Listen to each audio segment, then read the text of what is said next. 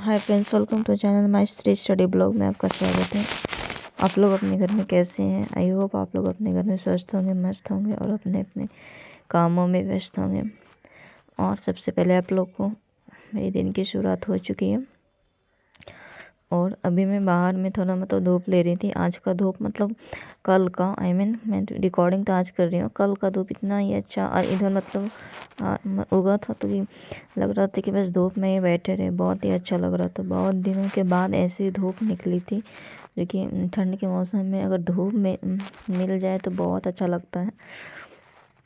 तो फिर बहुत ही ज़्यादा अच्छा लग रहा था बाहर में ही बैठे रहूँ। पर थोड़ी देर बैठने के बाद फिर मैं आ गई हूँ रूम में अपनी पढ़ाई स्टार्ट कर चुकी हूँ।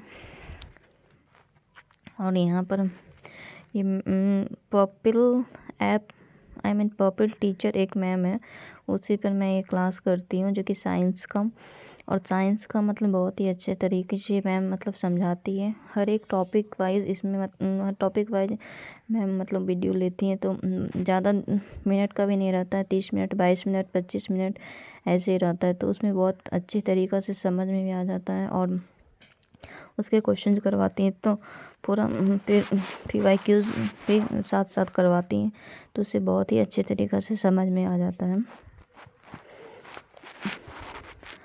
और मैं तो कुछ मैं नोट भी कर रही थी, क्योंकि और साइंस मैंने कर लिया था। साइंस करने के बाद मैं मैथ का भी इन्हीं से देख रही थी, क्योंकि मैथ्स का देखने के बाद बहुत ही अच्छी तरीक़े से।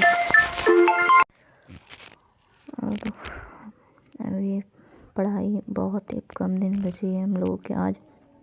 आज से उल्टी गिनती शुरू हो चुकी है, क्योंकि अब पूरे एक मंथ आज से बचे हुए हैं, क्योंकि आज 8 तारीख हो चुका है और 8 तारीख से अब 8 फरवरी पूरे 1 मंथ बचे हुए हैं। और आज से उल्टी गिनती स्टार्ट हो जाएगी हम लोगों की, जो कि अब सिर्फ रिवीजन टाइम होने वाला है। क्योंकि जितने भी कॉन्सेप्ट सब हैं, वो सब अब ज़्यादा रिवीजन जल्दी से जल्दी डेली करना पड़ेगा, तभी पॉसिबल है। और हर एक सब्जेक्ट का रिवीजन अब ज़रूरी हो चुका है, क्योंकि अब बहुत ही कम टाइमिंग बचा हम लोगों के पास। तो फिर अब रिवीजन पे रिवीजन करना होगा।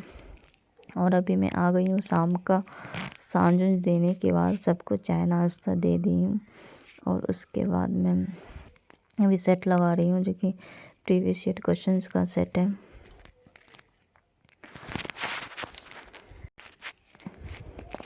और सेट में मैं भी लगा रही हूँ।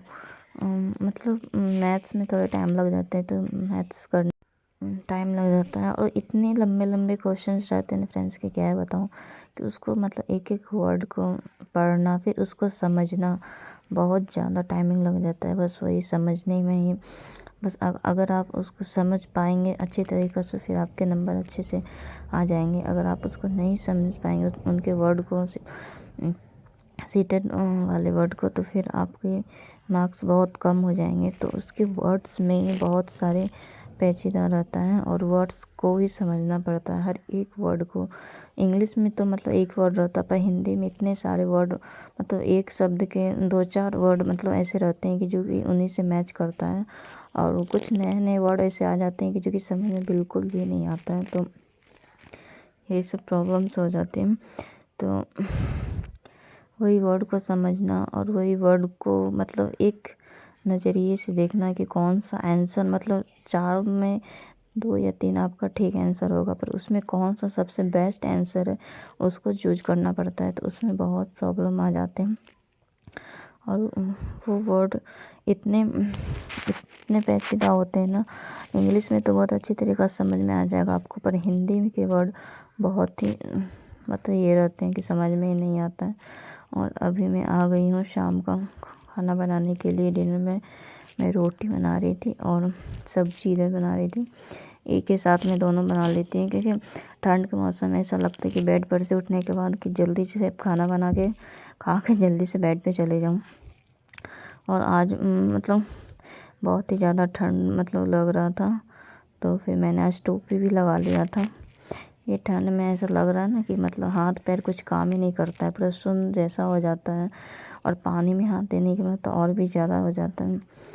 पर काम तो करना ही पड़ेगा, क्योंकि कुछ भी रुक जाता है पर हाउसवाइफ का ये काम नहीं रुकता है। आपके ऑफिस बंद हो जाएंगे पर ये घर के काम कभी नहीं बंद हो सकते हैं। और मैं अपने अब खाना सबको दे दूँगी, उसके बाद देने के बाद फिर से पढ़ाई करने बैठूँगी, क्योंकि अभी मेरी मतलब सुबह से लेकर के 2-3 घंटे की पढ़ाई आज मैंने पूरी की थी। तो रात में आज मैंने सोचा है कि रात में मैं 1-2 घंटे पढ़ूँगी, क्योंकि टाइम इतना जल्दी निकल जाता है ना कि मतलब दिन में इतना टाइम मिल ही नहीं पाता है कि जल्दी से अपना टाइम पूरा करके अपनी पढ़ाई करने बैठ जाऊँ, तो इस वजह से। और आप लोग अपने घर में मतलब कैसे तैयारी कर रहे हैं, आप लोग प्लीज़ कमेंट में बताइएगा। क्योंकि आप लोग किस ऐसे तो मैं मैथ साइंस से कर रही हूँ, और सीटेट पेपर 2 के लिए। तो फिर जो सीटेट पेपर 2 के स्टूडेंट है वो लोग प्लीज़ कमेंट करिएगा, जो मैथ साइंस के स्टूडेंट है, कि आप लोग का मतलब मैथ साइंस का टॉपिक कैसे कंप्लीट किया आप लोग। तो फिर और अभी एस्टेट का भी रिज़ल्ट आ गया है, पर एस्टेट में मतलब इस बार बहुत कम स्टूडेंट पास किए हैं, और मेरे भी बहुत नंबर मेरे कम हो चुके हैं, जो कि मैं इस बार मतलब 2-4 नंबर की वजह से मैं डिस्क्वालीफाई हो गई हूँ। पर कोई नहीं, नेक्स्ट टाइम इस बार ज़रूर देखूँगी। और मेरे सब्जेक्ट्स बहुत ज़्यादा हार्ड है मैथ, तो इस वजह से मुझे ना बहुत टाइमिंग लग जाता है। अगर आपको ये वीडियो अच्छा लगे तो प्लीज़ लाइक एंड सब्सक्राइब ज़रूर कीजिएगा, और बेल आइकन दबाना ना भूलिएगा, क्योंकि बेल आइकन से बहुत सारी हिम्मत मिलती है। Bye bye and take care.